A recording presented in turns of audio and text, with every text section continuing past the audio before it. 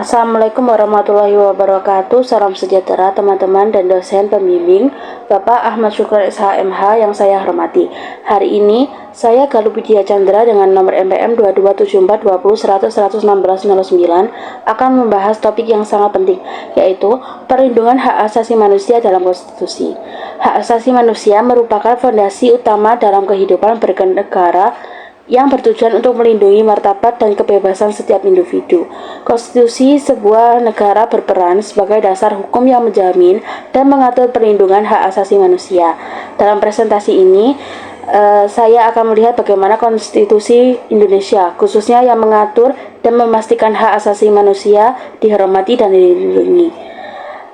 Makanya mari kita mulai dengan memahami konteks dan prinsip-prinsip yang akan mendasari perlindungan hak asasi manusia dalam konstitusi kita. Terima kasih. Apa itu hak perlindungan manusia dalam konstitusi?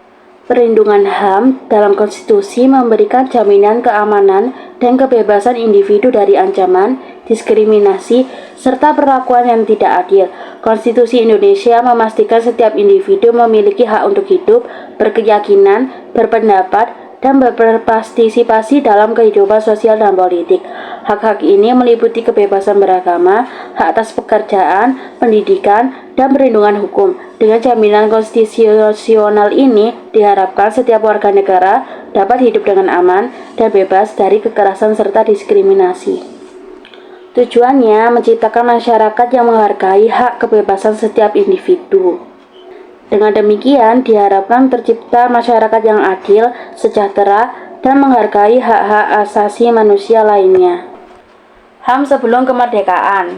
Indonesia berada di bawah penjajahan kolonial Belanda dan Jepang. Selama masa ini, praktik HAM sering terbatas dan seringkali terabaikan. Rakyat Indonesia tidak memiliki kebebasan politik dan hak-hak dasar seperti kebebasan berpendapat, berkumpul, dan memilih pemimpinnya sendiri. Penjajahan ini menimbulkan berbagai pelanggaran HAM seperti pembatasan kebebasan, diskriminasi, dan perlawanan terhadap penindasan.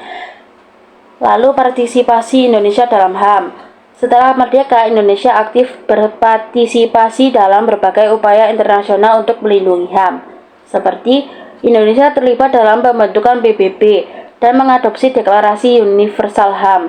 Negara ini juga mendapat anggota Komisi HAM PBB dan aktif dalam memperjuangkan hak asasi manusia di tingkat global, khususnya di Asia Tenggara.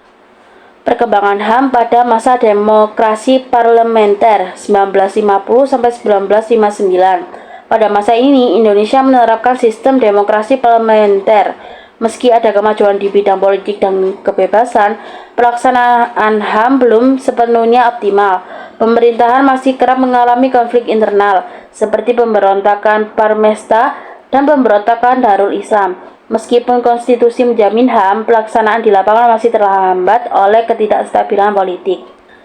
HAM pada era Orde Baru, yaitu 1966 sampai 1998. Pada era Orde Baru yang dimulai dengan jatuhnya pemerintahan Soekarno, penguasaan HAM berada dalam kontrol tetap rezim Soeharto. Orde Baru menekankan stabilitas politik dan pembangunan ekonomi, tetapi seringkali mengorbankan hak-hak demokrasi dan kebebasan individu.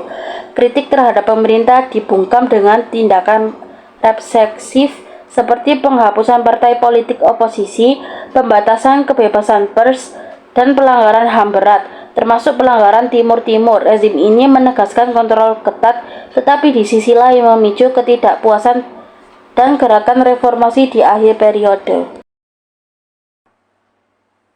Hak asasi manusia sesudah amandemen Undang-Undang 1945 menunjukkan komitmen yang lebih kuat untuk menjamin kesetaraan martabat manusia. Kesatu, mencantumkan tegas jaminan dari perlindungan HAM. Amandemen UUD 1945 secara tegas mencantumkan jaminan perlindungan HAM. Pasal 28A hingga 28J UUD 1945 memberikan landasan hukum yang kuat bagi perlindungan HAM, seperti hak untuk hidup, hak untuk tidak disiksa, hak atas kebebasan beragama, hak atas kebebasan berekspresi, serta hak atas keadilan. Pasal-pasal ini memastikan bahwa negara wajib melindungi hak asasi setiap individu. Yang kedua, meliputi 21 norma dengan 43 prinsip yang mengatur aspek HAM. Hasil amandemen UUD 1945 melahirkan 21 norma HAM dengan 43 prinsip yang mengatur berbagai aspek HAM. Prinsip-prinsip tersebut meliputi hak sipil, hak politik, hak ekonomi, hak sosial budaya, serta hak atas lingkungan yang sehat. Norma ini menjamin perlindungan yang lebih komprehensif, mendukung penghormatan terhadap HAM di seluruh aspek kehidupan masyarakat. Yang ketiga, setiap warga negara Indonesia punya hak yang diakui dan dilindungi oleh negara. Pasal 28A hingga pasal 28C UUD 1945 memastikan bahwa setiap warga negara Indonesia memiliki hak yang diakui dan dilindungi oleh negara. Hak ini meliputi hak atas kebebasan individu, hak untuk mendapat keadilan, hak untuk kesejahteraan, dan hak untuk berpartisipasi dalam kehidupan bernegara. Amandemen UUD 1945 menjadi dasar penting bagi upaya perlindungan HAM yang lebih baik di Indonesia. Selanjutnya yaitu ringkasan atau kesimpulan. HAM di Indonesia menunjukkan perkembangan yang signifikan. Sebelum amandemen UUD 1945, jaminan HAM tidak diatur secara tegas dan hanya mencakup hak-hak warga negara tanpa rincian yang jelas. Pembahasan tentang HAM di BPUPKI pada masa persiapan kemerdekaan juga minim, sehingga perlindungan HAM belum menjadi perhatian utama. Setelah diamandemenkan UUD 1945, pengakuan HAM diperkuat secara substansial dengan mencantumkan 21 norma dan 43 prinsip HAM secara eksplisit. Amandemen ini juga memperkenalkan frasa setiap orang dan warga negara yang memastikan perlindungan HAM berlaku secara universal dan tanpa diskriminasi. Hal ini memberikan dasar hukum yang kuat bagi jaminan HAM yang lebih komprehensif, melibatkan berbagai aspek hak sipil, politik, ekonomi, sosial, dan budaya. Amandemen UUD 1945 memperkuat komitmen negara untuk menghormati, melindungi, dan memenuhi hak asasi manusia sebagai pilar utama dalam sistem hukum dan kehidupan berbangsa di Indonesia. Terima kasih. Wassalamualaikum warahmatullahi wabarakatuh.